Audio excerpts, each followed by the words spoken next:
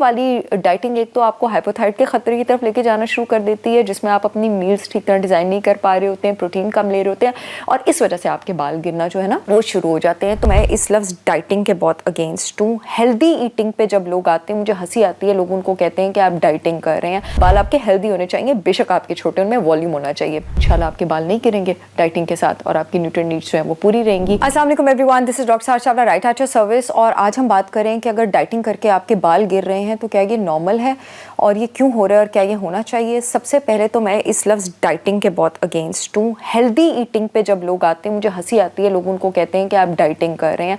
यानी मैं तो ये कहूँगी कि यानी अगर आप पहले मोटापे की बीमारी का शिकार थे, मोटापा बीमारी है, कोई मेडल नहीं है जिसको आप सीने पे लेके फिरें अपनी गलत आदतों की वजह से, मोटापे की बीमारी का शिकार थे, अनहेल्दी लाइफस्टाइल का शिकार थे और अब आप हेल्दी ईटिंग की तरफ आ रहे हैं और हेल्दी ईटिंग की तरफ आप अपने डाइट प्लान ठीक तरह नहीं डिज़ाइन कर पाए हैं या आपको ठीक गाइडेंस नहीं मिली और आपके बाल गिर रहे हैं, तो इसका क्या मतलब है। सबसे पहले तो मैं बता दूं कि बालों को नरिश होने के लिए चाहिए होती है प्रोटीन।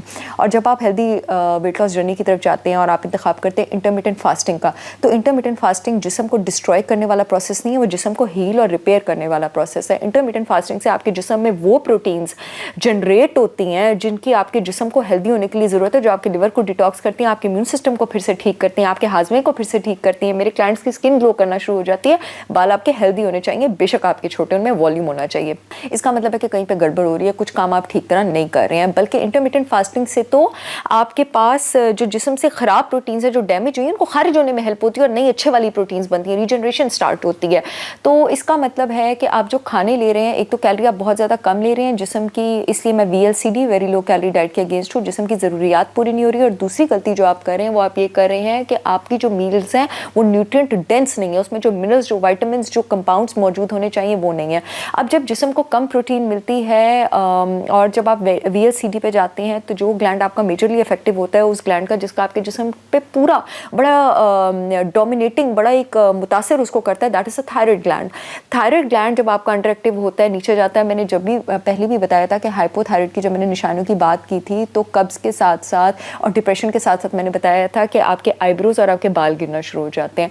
तो ये वाली डाइटिंग एक तो आपको हाइपोथायराइड के खतरे की तरफ लेके जाना शुरू कर देती है, जिसमें आप अपनी मील्स ठीक तरह डिज़ाइन नहीं कर पा रहे होते हैं, प्रोटीन कम ले रहे होते हैं और इस वजह से आपके बाल गिरना जो है ना वो शुरू हो जाते हैं। तो अपनी डाइट में प्रोटीन ज़्यादा लें।